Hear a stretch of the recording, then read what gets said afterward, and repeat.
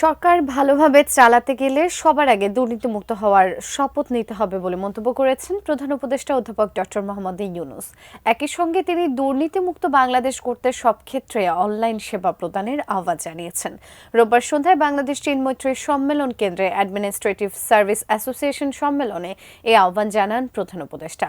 এর আগে রোববার সকালে জেলা প্রশাসক সম্মেলনের উদ্বোধনীতে আইনশৃঙ্খলা পরিস্থিতিকে সর্বোচ্চ গুরুত্ব দিতে জেলা প্রশাসকদের নির্দেশ দেন প্রধান উপদেষ্টা। বাংলাদেশ চীন মৈত্রী সম্মেলন কেন্দ্রে অ্যাডমিনিস্ট্রেটিভ সার্ভিস অ্যাসোসিয়েশনের সম্মেলন চলমান জেলা প্রশাসক সম্মেলনের মধ্যে এই সভায় যোগ দেন অন্তর্বর্তী সরকারের প্রধান উপদেষ্টা ডক্টর মোহাম্মদ ইউনূস। দুর্নীতির দায়ে কেউ আমাদেরকে অভিযুক্ত করতে পারবে না। বক্তব্যে ভৌগোলিক অবস্থানের কারণে বাংলাদেশের অপার সম্ভাবনার কথা তুলে ধরেন প্রধান উপদেষ্টা।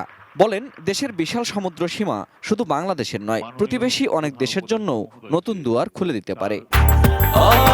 ব্রেকফাস্ট, টিফিন কিংবা স্ন্যাক টাইমে মজাদার আয়োজন মানে অল টাইম ব্রেড। নেপালের সৌভাগ্য, তারা হিমালয় পর্বতের পাদদেশে আছে। দুর্ভাগ্য হলো সমুদ্রের দেখা তাদের হয় না।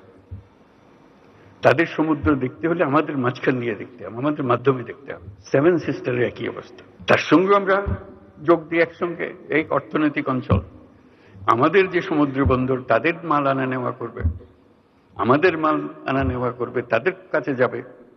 তাদের অর্থনীতি আমাদের অর্থনীতি একসঙ্গে জাগবে। জুলাই আগস্টের তারুণ্যের বিপ্লবকে বিশ্বে অনন্য উল্লেখ করে তরুণদের শক্তিকে ব্যবহারের আহ্বান জানান প্রধান উপদেষ্টা। কিন্তু প্রতিটি তরুণ বাংলাদেশের মহাশক্তি, মহাপ্রচন্ড শক্তি। সেই তারুণ্য বিশ্ব জয় করতে পারে। সেই তারুণ্য, সেই প্রজন্মের জন্য দরজা খুলে দিতে হবে।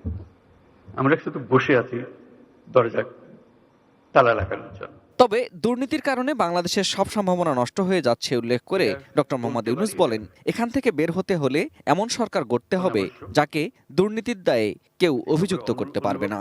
আন্তর্জাতিক সম্প্রদায় চাই আমরা দুর্নীতিমুক্ত হই, কারণ দুর্নীতিমুক্ত না হওয়া পর্যন্ত আমার সঙ্গে ব্যবসা বাণিজ্য কিছুই চলছে না। তারাও চায় আমাদের সঙ্গে ব্যবসা বাণিজ্য করে তাদের লাভের জন্য। আমাদের সেই চিন্তা পাল্টাতে হবে। কাজে অনুরোধ, আজকে যারা সরকারের কার্যক্রমে আছেন, কিন্তু সরকারটা হলো গোড়া, দুর্নীতির গোড়া হলো সরকার, সেখান থেকে সরকার বিস্তৃত হয়। কাজে এই সরকার যদি দেশের উপকারে আসতে চায়, তাহলে এটার থেকে আমাদেরকে মুক্তি দিতে হবে। এর আগে সকালে নিজ কার্যালয়ে 3 দিনের জেলা প্রশাসক সম্মেলনের উদ্বোধন করেন প্রধান উপদেষ্টা। কারো রক্তচক্ষু বা ধমকে ভয় না পেয়ে মাঠ প্রশাসনের গুরুত্বপূর্ণ এই কর্মকর্তাদের প্রতি আহ্বান জানান অন্তর্বর্তী সরকার প্রধান। রক্তচক্ষুর কারণে, কারো ধমকের কারণে কোনো কাজ করার প্রয়োজন নাই, অন্তত এই সময়টুকুতে। আমি নিজের মতো করে যেটা আইন, যেটা করার দরকার, দেশের জন্য যেটা করার দরকার, সেটা আমি করব। Ferdous Rahman, ATN news, Dhaka.